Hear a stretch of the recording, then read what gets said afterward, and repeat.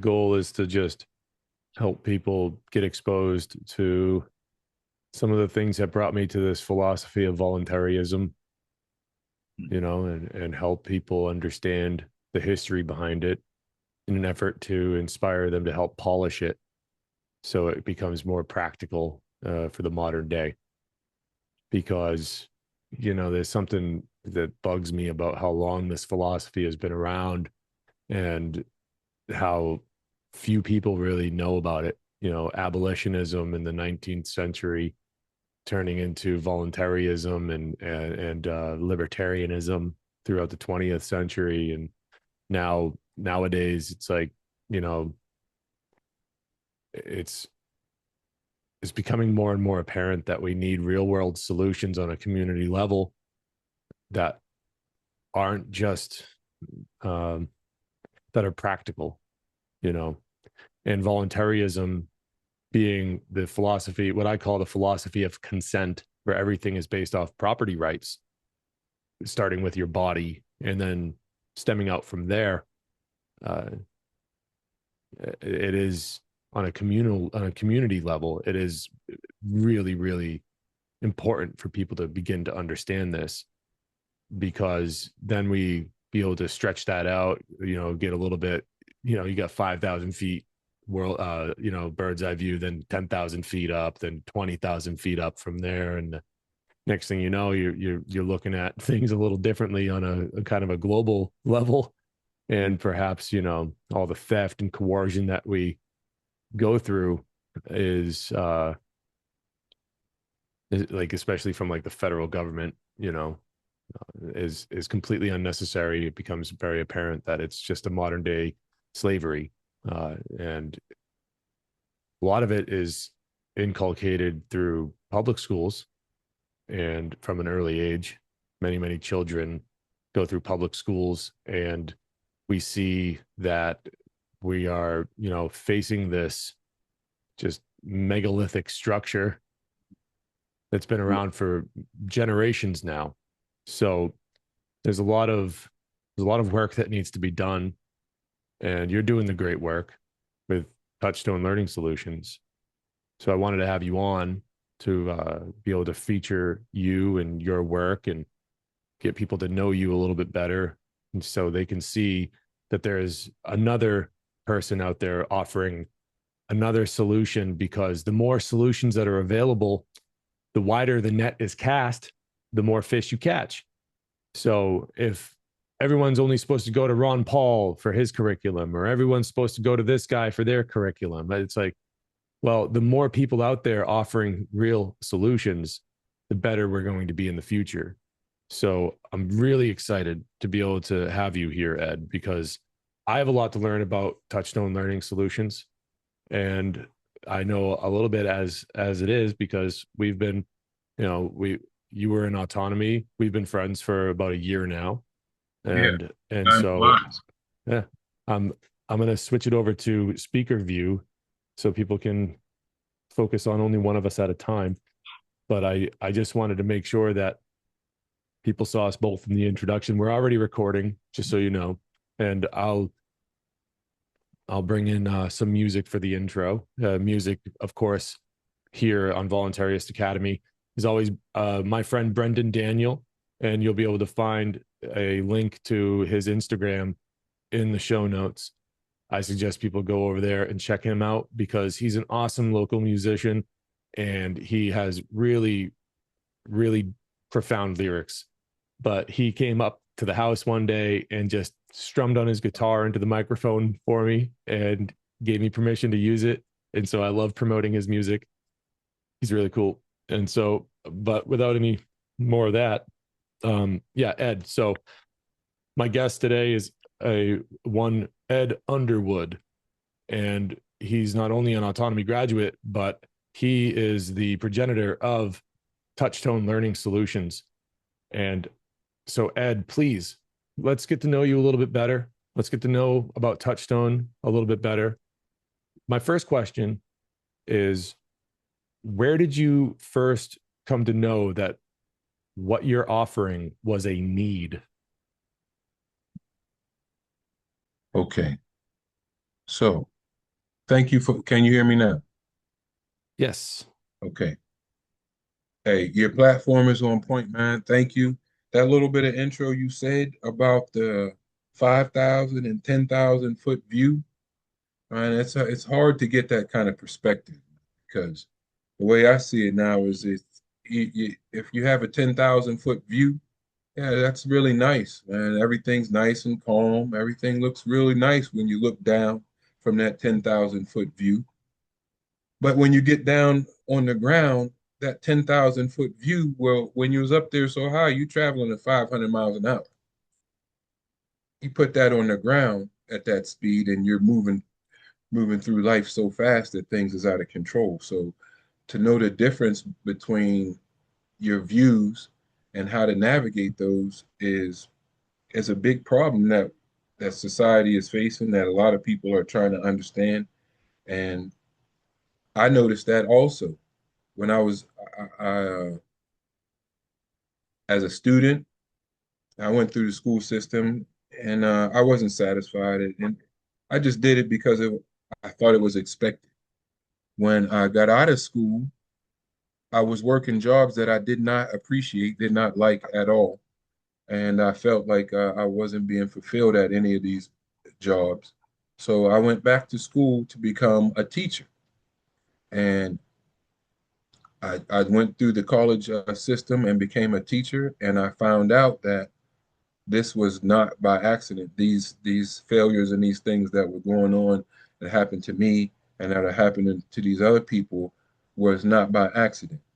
And so I said, okay, well, since I've done this up to this point, I have to figure out some way to make this, turn this lead into gold. And so in order to do that, I figured how I was trying to work within the system to help children. But I come to find out that it's impossible. Like you said earlier, this big monolithic system, it will find a way to identify the saboteurs. That's what I was there to do. I was there to sabotage the system and try to help people escape. And so in that system, man, I got death threats as a teacher, as an educator. I got death threats. I got the police called on me twice over some nonsense. And this was all in my first year teaching. I said, well, I have to get out. And the last straw was they lost my teaching license when they tried to transfer it from Pennsylvania to North Carolina. And they said at the end, after all of these incidents, at the end of the year, they said, we have to interview for your position because you did not send your teaching certificate in correctly. I said, well, that's garbage because here's my receipts and here's everything I need right here. Somebody in the Department of Education decided to quit and left everything on their desk, and my license was on there. And so I said, you know what? This is enough for me. I'm out of here because if I would have stayed in that system, it would have been bad news. I would have been, and it could have been bad up on charges for whatever, any kind of old crazy reason. So I had to escape. And when I got out, that's when I said, okay, it's my services and these solutions are definitely needed. So that's a little long explanation to get to the point where I said, listen, I have to figure out solutions because this indoctrination is not working. It's not working and it's not right. So here we are, Touchstone Learning Solutions. Well, that's an interesting background to have the police called on you and to have all. Do you believe that that was done purposefully? Obviously, the police being called on you was done on purpose in some Yeah. level, but the teaching Well, license and all that stuff, the other details there. I mean, hey James, I think the system functions like with an algorithm. You know, that if you're in the system and you're going along with the flow, the system has no reason to react to you. But if you're in the system and you're trying to do, and you have all other all motives, then the way the system works is you will be exposed somehow, some way, because that's what they call an egregore. You know, it's like a movement of energy that it's not really alive, but it has like a Right. It's almost like a like Santa Claus. Santa Claus is an egregore. It's a it's powered by the energy of belief. thank you, thank you, and that's what was going on in the system. If you go along with the system and you believe in it, you're gonna be fine. But if you don't believe in it, you're trying to make changes, you will be found out, and that's why I had to get out.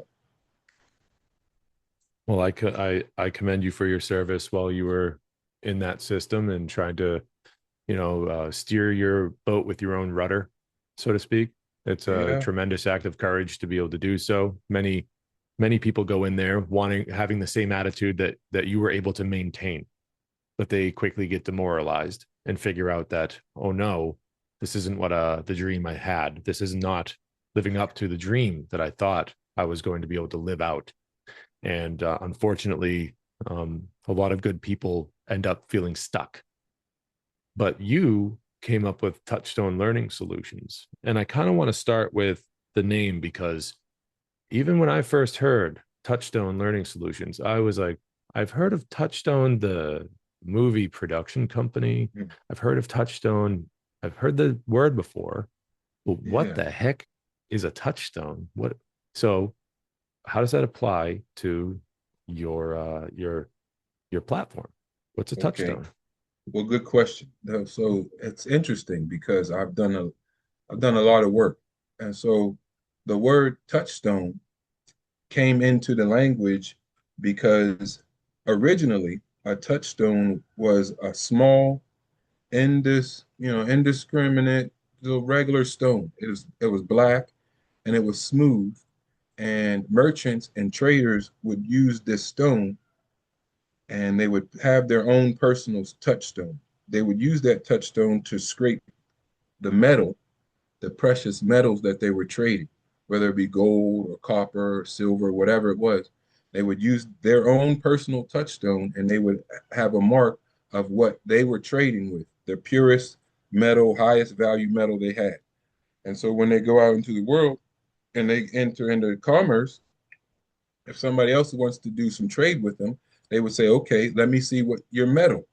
And then they would take their metal and they would test it. They would scrape it on their touchstone and they would look and see how this other metal compared to what they knew was valuable. And you think that technique was, not very reliable, but the next phase into testing the metals after the touchstone came the acid test. You heard of the acid test, right? They would use chemicals to test the purity of the metal. And it turns out that those people who used the touchstone was only like 0.02% off. So the touchstone, the word came into the language as a benchmark or the highest level there that something can have, and that would be the touchstone of it, the touchstone. So any subject you can have a touchstone. So my thinking was we need to have our own personal touchstone because when we go out into the world, we're trading ideas, we're trading thoughts and words and stuff like that, but we need to know ourselves and we need to be able to know what's true to us. And then when other people trade ideas and thoughts and words, we need to test those against what we know so that we can enter into trade with open eyes and not get blindsided.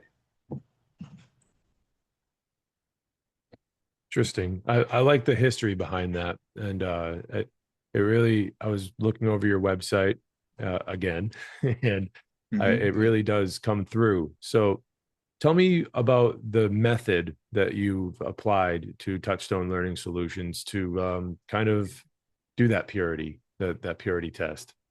you. Okay. All right. So in my background, I'm the I'm the son of a coach. My father was a coach. My brother was a coach. My it's all in my family. Baseball, basketball, football. I was in my high school and athletic career. I was all state baseball, football. I was pretty good at basketball. I was an all-around athlete. So I got taught at home and on the field. So, I was the captain of the team. I had expectations put on me. So there were certain things you had to do. And I learned a lot during that time. Like if you're the leader of the team, you're really responsible for the whole team. The slowest person on the team is your responsibility. So I had to take all of that into consideration. So I took that understanding and I moved into mentorship because when I was a younger person, I was always into helping the younger people any way I could. I took that experience and I moved in to the workforce. And the workforce was not giving me back what I felt that I needed. So I took that back into the school system when I decided to become an educator. And when I would go to these children and try to help them, it was always certain amount of thing, a certain number of things that they needed in order to get the understanding so they could move on to the next lesson in school or whatever it was. But my goal was to give them the understanding. So in my approach, it turned into it was the same thing. It was just rinse and repeat. What is it that causes you to what interest do you have or can you find in this subject? Because if you don't have that, then there's no teaching or learning going on at all. And once you can find that thing, whatever it is, then that gives that learner something to latch on to. So over time, as I developed this more and more, I developed an assessment. So these questions that I ask, I did identify what motivates a person to want to learn. And there's three categories for that: power, achievement, or affiliation. You either want to be the leader, you want to be achieve certain goals that you set for yourself, or you want to be involved in a group and move within that group. And that's translated from another area of work. It used to be scientific motivation, what we used to motivate workers. So I took that and I said, well, what motivates learners? So you take that and then you ask people, try to figure out how do they take in information? What the best way that you absorb information? Visually? Are you a type of learner who listens and can remember? Are you the type of learner who needs to take notes and you can remember how you wrote things down? Are you a kinesthetic learner? Because if you miss that learning style, you miss a whole lot of input and information. You're giving people visual information and they're an audio learner, or vice versa, or any other way that a person learns and you don't cater to that, you're missing the point. And then lastly, for this first part, you need to know what questions your mind asks so that you can stay engaged in this subject long enough to overcome the obstacles. For instance, you've been you remember times when you were doing something and you were so involved in it that when you got done, you looked up and time had flew by. Those are the times when your mind was fully engaged in what you were doing. And there are ways to get to that point at will. But once you understand what you're motivated by, your learning style, and what questions you need to ask yourself. So understanding that and giving the assessment and then giving the people back their profile, their learning profile to say, listen, this is the type of learner you are. These are the pitfalls that are come with that motivation, and here's how to take advantage of it. Here's your learning style. So a lot of people find out that they have a combination of learning styles. So here's how you take advantage of that. And these are the questions that you need to ask yourself to get your mind charged up so you could move into that subject area and really understand the knowledge and put it together so you understand the logic and then be able to go out and produce whatever it is that you're attempting to study and rinse and recycle and repeat that, and you get yourself to a point where you're seeing success more and more and more. And then what you get is you get your dreams are getting realized instead of being deferred. Because when your dreams get put off, then you get that. I'm telling you, man, it comes out in cancer, liver disease, or whatever you got going on. You not being able to fulfill your purpose is going to eat at you one way or the other. And that's why we need these Touchstone Learning Solutions, because teaching and learning is really the same thing. It's really the opposite, the different sides of the coin. You understand what I'm saying? It, in a teaching and learning situation, there's a thing called a cybernetic loop. When the teacher asks questions and the teacher is learning and the student is doing the same thing, there's a connection that is built. And you've had it when you've had teachers that really are interested in getting the lesson and getting the understanding to you, and you have the level of interest and you meet that person there. That's special. That's how really knowledge is transferred from one to the other through our thoughts and our words. Anything less than that is indoctrination. Is when you say sit down and then you start writing stuff on the board, or you say write this down, take these notes, and then later on I'm going to ask you what I told you and you tell it back to me. And then I'll give you a mark on it to tell you whether or not you remembered it correctly or not. And that is how you defer dreams over and over again. And that's a sad state of affairs. Yeah, regurgitating information like a little parrot. That's not Yeah. learning, right? That's, I mean, you might be stretching the old, memory muscle, the old hippocampus there, but you're not really absorbing the information. And I, man, I started thinking about, asking you if there's a way for you to measure a success rate of your method. Mhm. And I have my success rate, I believe, is measured in the results and the reactions that I get when people receive their profile or blueprint. So I have two what I call them services. Profile is for general information, a person who's saying, look, I need to understand about myself.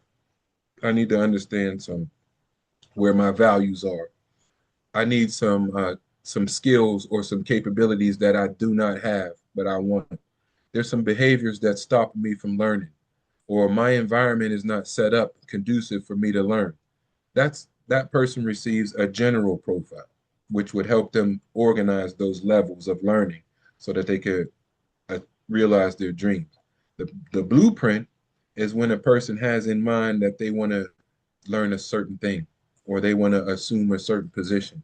Well, in that case, they take the assessment, and what they get back is a blueprint that says, this is your motivation, this is your basic learning profile. In order for you to get this position, these are the questions you need to ask. This is how you go about gathering the information so that you can perform at that position. And that gives that person a sense of confidence and understanding of themselves, so that when they do it, there's no reason to say that I can't learn or achieve something with my methodology. It was made to eliminate all excuses for learning. sounds to me like you're integrating a lot of the trivium method into your method. Is that Yeah, accurate? I could tell you, okay, so you gotta listen. The components of my methodology are this: the the motivation theory, your learning style, whether it be visual, audio, reading, writing, or kinesthetic, and what I call your cognitive engagement. So are you a why learner? Do you seek personal connection? Are you a what learner? Are you interested in the details? Are you a how learner? You want to know how things work and how they fit together. Or are you a what if learner? If you want to take this information and go further with it and do other things with it. You take that information and then you get introduced to the trivium. And then the trivium says, okay, you're motivated by this. We have this first part of it, of your how you learn. So now let's take this wonderful tool called the trivium And you can put your own personal spin to it because you have to gather the information. You have your style profile that says this is how you do it. You have to sort that information out. Are you going to sort it out visually? Are you going to sort it out? Are you going to use your audio preferences to sort that out? You're going to do some reading and writing? Are you going to actually get into it and get your hands dirty with kinesthetic? So now you have the trivium, and it's really powerful now because you put your own personal spin on it. Going into any subject with the trivium by itself is kind of, it's mechanical. It's straight to the point, and it's, you could miss a lot of nuances that go into gathering and processing that information. But with my methodology, you get to take that trivium, and it's like a power fist, or a shield or a sword that you use to block off the BS, and you use to cut through the mess that you got to cut away the fat and get down to the nitty gritty. And that's what that sword is for, because when you get down to the truth, the sword goes no more, and that's what you're left with. And the truth is your performance, because it's the last stage of the trivium. Did you do it right? Did it come out like you wanted it to? Because you can easily now go back to the previous step where you misstepped and then try it again. And it's fun now. It's fun now because, man, you got your motivation, you got this, and you got your engagement, and you got the tool. Man, like what else? Oh, but there's more, because the next component is the questioning, the art of inquiry. You have to ask the questions to get down to the nitty gritty, because I've noticed that a lot of people hit me with this, James. They'll be like, oh, I understand now. And I'll say, okay, well, what do you understand? And they might have they might go 2 levels deep, but then there's some more. So then you got to refine those questions so that you can get out of that mindset, because your mind will play tricks on you and tell you, your ego will tell you that you know, and then you'll go out and try to perform, and then you'll get shortchanged. It won't come out right, and you don't have the humility to go back and fix it because you already pumped yourself up, and now you fell off a steeper cliff. So let's eliminate that, because the next step, or the next component of the methodology, is what I call the principled path to mastery. So I have 12 principles that are all inclusive. So that is to say that if you're attempting to learn a thing and you're not doing one of these principles, then there's no learning involved. But if you're doing one of them sincerely, then all of them are included, and then learning can take place. And those principles are based on values and virtues. And the values are what we strive to achieve, or grasp or get a hold of. And understanding the values in learning are things like clarity, understanding, being able to communicate what you learn. These are all things that are very valuable in learning. If you're going to teach one, if you're going to teach somebody, then these are the things you have to stand on, these principles. The values are what you want, and you achieve those values by the virtues. The virtues are included in the principle too, and in the methodology too. So the virtues are what you have to actually do in order to realize the values, which means you're living by the principles. So there's a formula, and it goes: principles times the virtues will equal the value that you receive. So you stand on the principle, you get busy doing the virtues, the actions that will lead you to the values that you want. For example, uh, the principle is uh, to be open-minded. All right, the principle, you have to be open-minded if you want to learn anything. So let go of what you thought you knew, so you can make room for new information. Okay, so the value is that you get to learn more things and you get more understanding. The virtue is you have to be open. You have to be willing to say, okay, I might be wrong, or there's some information that I'm not aware of. So if you put those three things together on just that level, you're moving towards a higher understanding on any subject. And that's what we need. We need to get to that place where you understand that we are here to learn as humans. Our thoughts are creative. We are creative beings.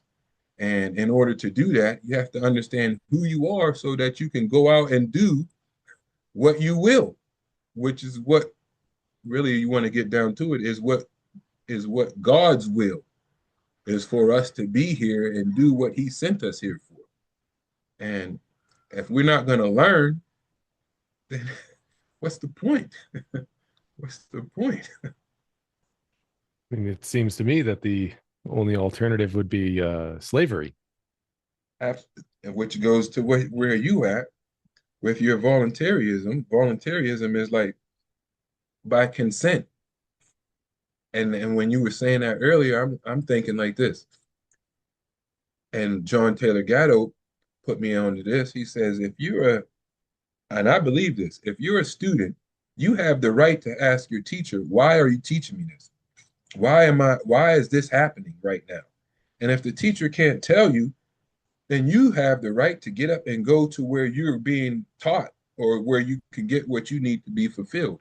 And anything else less than that is not voluntary. It's not voluntary. Yeah, because it's That's there. what, It's like it's my time.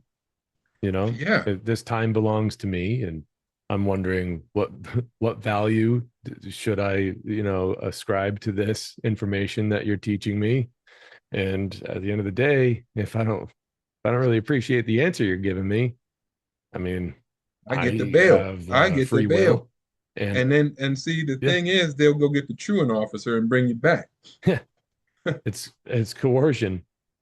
It's duress is a state. It's a state of duress. Um, and that's what I mean, I don't want to harp on public schools too much, but it is that they inculcate obedience through these tactics, scare tactics, which is no condition that a young child should be placed in a learning environment. It seems pretty wrong to me, and there's a lot of people out there struggling to make these decisions, and I have sympathy for that. I have compassion for that. It's a hard decision to make. What Yeah. what sort of doors does the Touchstone Learning Solutions open for people who are nervous about taking that step into really harnessing the power of home education? Mhm. Okay, and since I brought this program out and I've worked with families, I've had some all wonderful and you know, I'm so happy and pleased that I get this feedback because this is what I created it for. And so some of the things that I've discovered is the communication, the level of communication in regards to education and families that homeschool has jumped exponentially because in these families, the parents have taken a profile and the child has taken a profile. Family of four, so mother, father, and four children, and now the siblings understand each other. The parents understand each other on a different level, and so now when they talking about lessons and they're introducing lessons, you can just ease into the lesson or the material so much easier because you have the key. So one of your children is motivated by power. You want to be okay, so your wording would be to put a challenge to that motivation. Okay, because you're motivated by power, you want to have all the information so nobody would be able to know more than you on this topic. So let's use that motivation and test this person. Like you're going to be the one who gives the test to your brothers and sisters. And your brothers and sisters may have maybe this one is an achiever. So, okay, well, you have to find that sweet spot where that level of achievement is pushed up high enough so that they get energized and not frustrated. And you understanding that makes your lessons that much better. So that was with the one homeschool family, and I had several of them. But I say that for parents who have to send their children to public school, or if you're dealing with public school, and you take this assessment and you understand who you are and how you operate as a learner, then you have that shield and that understanding when you have to go out into the battlefield and these people are trying to indoctrinate you and tell you this, that, and other about yourself. And you can say, no, that's not me. That's not in my wheelhouse. I'm not interested in that. And actually that puts pressure on the school system. You understand? Because there's laws and there's things that if you understand those laws in the school system, you can take advantage of. But nobody in the system is going to say, there's a such thing as free and appropriate education. That's a law. That if you're not being educated appropriately on the low end or on the high end where you're overachieving and they don't accommodate that, there's laws and there's programs in effect that says no, you have to do this. And that's what we need to do to put pressure on this institution, which is another reason for Touchstone Learning Solutions. So not only does it help homeschooling families, but families that find themselves in the position to not remove their children, it helps them as well by giving them, you said, like a shield. Yes, It, because it, they don't get they no one's telling these children anything about themselves. They say, sit down and be quiet, and I'll let you know when you can ask a question. But what I'm saying is, if you understand yourself, then you can stand on that because there's certain. Here's the deal, Jane. When we, unfortunately, when these children get sent to school, they don't understand themselves enough to know what they will not do. There's not a limit where they just keep getting encroached and closer until their own personal self is violated. And then they don't even know who they are as a learner, as what their environment's supposed to be, or anything. And again, that's how you defer dreams. It's a sad state of affairs. but now there's people like you making their offer and saying we don't have to take this. Not at all. There's a poem that I use, and it's called Dream Deferred. It's by Langston Hughes. Have you ever heard it? I hope you have it on hand because I haven't, and I'd love for you to read it. Yeah, it's right here. It says, what happens? The title of the poem is Dream Deferred. Langston Hughes is one of my favorites. And he says, what happens to a dream deferred? Does it dry up like a raisin in the sun, or fester like a sore and then run? Does it stink like rotten meat, or crust and sugar over like a syrupy sweet? Or maybe it just sags like a heavy load, or does it explode?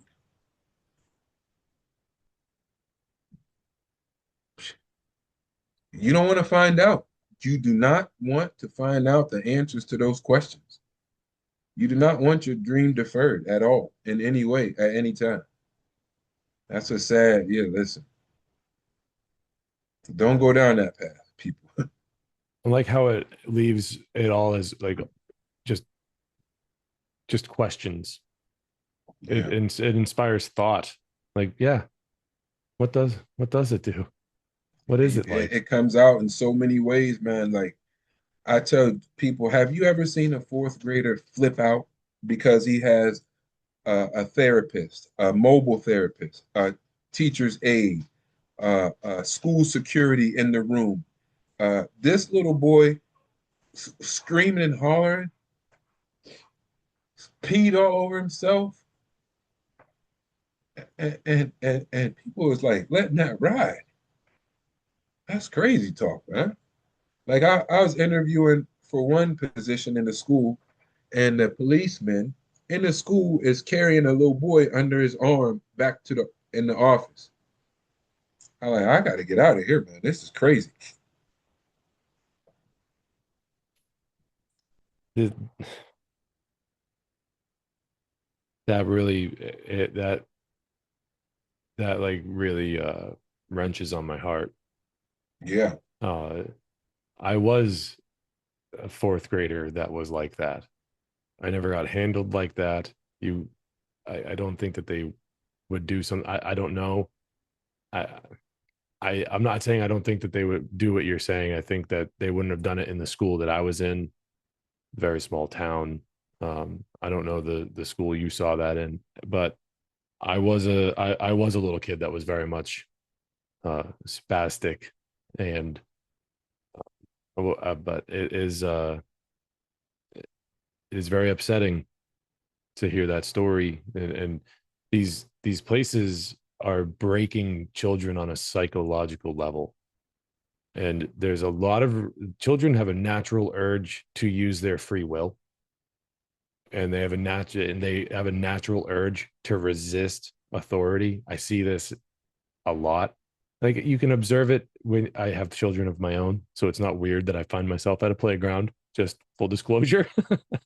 um, but you can see it in a lot of children. They know what they want to do, and it's they have a natural urge to resist authority and to use their free will. Now, I'm not saying that you should let your children skip dinner, or skip bedtime, or whatever it is. Like, how you run your house is how you run your house. I'm just saying, I've made the observation that they know what they want. Maybe they don't know what they need, but they certainly know what they want.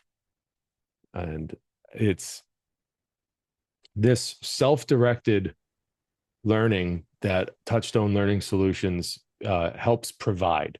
Like, it helps lay the groundwork, see what direction you're going in, what direction you might want to travel in.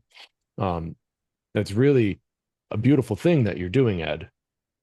Self-directed learning, right? Like you mentioned Gatto, I'll mention him too. To write your mhm, own script in life. That's the yeah, beautiful thing. Like, you want to be able to write your own script in life, or else you might find yourself living according to somebody else's script that they wrote for you. right. So, I Touchstone say, Learning Solutions, I really admire the work that you're doing with this, Ed, because that groundwork is laid, and with your platform. So, yeah, um, thank you, man. I appreciate it. I yeah, appreciate the recognition and helping me get it out there, like what you're doing now, man. This is what it's all about. The more the merrier. The more the merrier. yeah. Like I said at the I've beginning, even began working with businesses. yeah. So a couple people businesses they say, look, I believe that what you have can help me build teams. So I developed a, a performance system for people who's building a team or management team. So that's jumping off too. So everybody that has their profile says to a person, everybody should have this. Everybody needs one of these. I haven't heard one person say anything like, this is regular because of the information that's pulled out from those areas is is a triangle that out of that triangle comes your real self. Your real self comes out of understanding your motivation, how you do it, and how you stay engaged. That's how you hey, that's really how you get down to where you can manipulate the field of what's going on around us. What's going on around you okay, well, if everything on the outside is a reflection of what's going on the inside, and you understand what's going on the inside, then logically you should be able to manipulate what's going on the outside. Does that make sense? Or am I thinking in circles, just talking out loud? Well, it brings to mind the first principle laid out in the Kybalion of Hermetic principles, which is mentalism. That everything first exists in the mind. So every creation first had to exist in the mind. So the computers that we're speaking to each other with, the internet that we're using to speak to each other, the chairs that we're sitting in, all of these things existed in a mind at one point or another. And Yeah. so you have to understand yourself first, right? Know thyself. This is a fundamental principle of your existence in reality, is to know thyself. Because once you've achieved some, some substantive, amount of self-knowledge, then you are able to operate within this realm more appropriately, because Yeah. you'll know your abilities, you'll know those abilities and what you can achieve with them. There's a process. And if you're able to do this, then you're, according to the laws of nature, you're now operating in your own will, your own free will you're operating with. And Mhm. so you'll be, if you apply, an understanding of property rights, natural law rights, then not only will you be operating with your own free will, but you'll know thyself well enough to know your abilities, to know what you can achieve. And if you can know your abilities and know what you can achieve, and then you operate within the realm of natural law, the laws of behavioral consequence, objective morality, then you'll be able to know what you need to limit yourself on, to not tread on anyone else's rights. And Yeah. so you'll be able to act right. And if you're doing that, then as utopian as it Yeah, might that sound, sounds sweet, man. you're going to Listen, be I want heading in my the right neighborhood to be direction. like that. Yeah. That's how I want my neighborhood. Yeah. And if That you're would be heading in the awesome. right direction, then the script of your own writing is done in righteousness. Then, and so that's the way to success, not only in life. I mean, true success, you know, how do you measure that? Suppose it is a little subjective, but I say that, I mean, there's got to be a baseline that you can draw for everyone. And it's how well did I you have that move through life definition. without really initiating harm to other, first people, but other sentient beings, you know? That definition of success, Earl Nightingale, he said, if you are in pursuit of a worthy goal, that means you are a success. And I go with that. If you have a worthy goal that you're trying to pursue, whether you achieved it, realized it or not, and the pursuit means you're a success. If you're not if you're pursuing just a goal that's not worthy, you're not successful. You have to make it worthy. And then another thing is the prophet Khalil Gibran said that our children come through us, not to us. Our children and the next generation comes here to do their own job. They got their own duties and responsibilities and here. We just bring them here, and then they come here to do what they're supposed to do, and we're supposed to show them and guide them so that they can do what they came to do. And if we get in the way, if anybody gets in the way of that, then you're going against what you just said, the natural law, the how things are supposed to go in order. So if we can get back to that, we're going to be doing a whole lot better, and that's what I'm about. So, and that's what you're about too. So Yep. You ever hear of you ever hear this man, Hyacinth Loyson? say it again. His name was Hyacinth Loyson. No, So but I love a good name though. that's a good name. It's old school. This dude was like a European priest, I think, during maybe I'm gonna mess up the timeline here, Yeah. but I heard a quote by him and it just came to mind, and it goes a little something like this. He said, "Blessed be those who plant trees under whose shade they will never sit." So our children coming through us setting them up for success is what that quote is all about. And too often these days do we see previous generations, and sorry to bring it to this level, but it is there is some truth to this. There's some previous generations that seem to be not about that life. and it kind of makes me feel sad, you know. But that's a different conversation, I think. But Yeah, yeah, I think maybe a different conversation, yeah, but accountability is a real thing. And there's a thing that I've been recently trying to understand and get to the level of uncompromising accountability. So that no matter what, and I got to get it done. If I say I'm gonna do it, then I don't know, come hell or high water, it's going to get done. yeah. And even if those previous generations that I'm, talking about, even if it is true that they're doing what I think they're doing, I still have an opportunity to carve out a good life for me and my children, and nothing's going to stop me. Like they Right. can go right ahead and do that. I'm going to find a way. I'm going to find a way to bob and weave, give them the triple deke and get around Yeah. that, because I can adapt, I can improvise, and I can overcome. And like that's what it means to be, to live life on your feet. And Wow. you know what I So mean? improvise and overcome is if you don't have those skills, then you've been indoctrinated. I'm afraid you've been indoctrinated. Yeah. And yeah, because that's what life is about, adapting, improvising and overcoming, because let's give it up for problems. Yay, who don't Right. have problems? Yay, problems. I say it's either one thing or you're dead. So you better take that one thing and deal with it. Yeah. Yeah. I mean, it's like a lot of what we learn in autonomy too. Ed and I are both autonomy graduates. Mhm. And a lot of what we've learned in autonomy is that adapting, that improvising, that ability to overcome, to live in excellence and to breathe excellence out into the world, and to not celebrate the problems, but accept the challenge, because it's Yeah. too often that the cynicism, it takes hold of many, many people.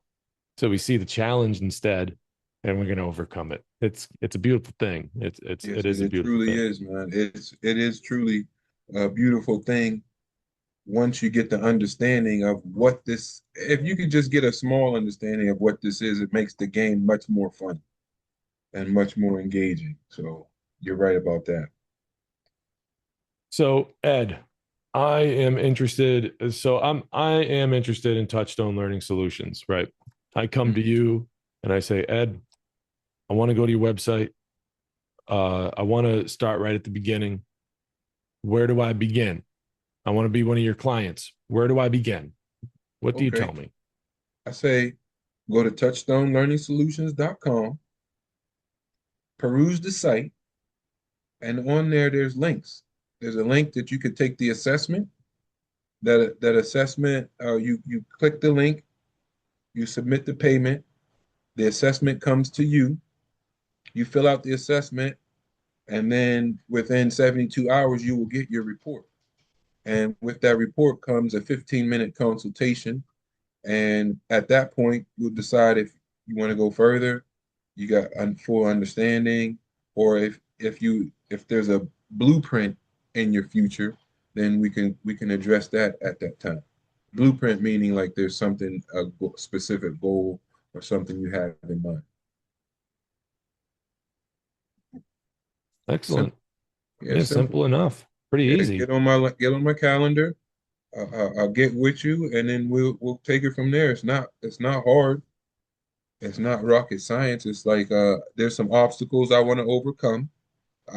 Maybe you've been in a job that you want to change, careers or whatever. You don't know how to take the first step. Well, the first step would be understanding who you are, so that you don't just go out and throw stuff against the wall and hope it sticks. If you have a student or a young learner who you're trying to connect with, maybe you're missing some things, take you sign you up for the assessment, the parent, the teacher, and the learner. Now you have a higher level of understanding.